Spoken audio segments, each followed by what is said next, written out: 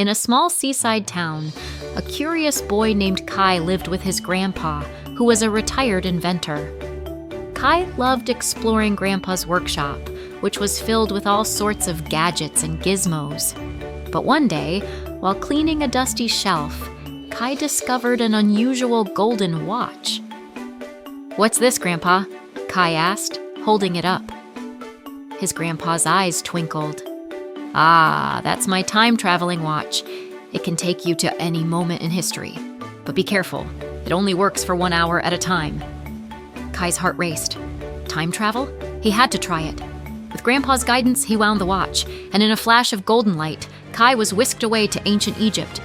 He stood before the towering pyramids, surrounded by bustling workers and sandy winds. "Wow!" he exclaimed. But his excitement didn't last long. A young worker nearby was struggling to carry a heavy stone. Kai rushed to help, and together they pushed the stone into place. But the watch buzzed, and Kai found himself in a medieval castle. Knights clanked in armor, preparing for a joust.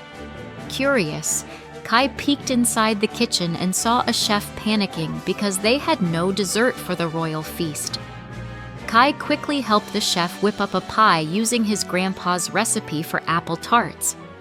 With every tick of the watch, Kai traveled to different times.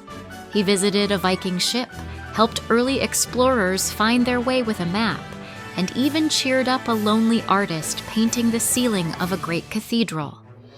Finally, the watch buzzed one last time, returning him to the workshop.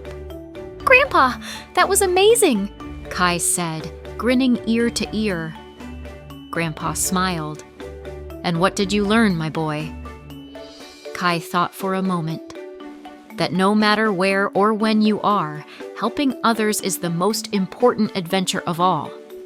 Grandpa nodded proudly. "That's the magic of time, Kai."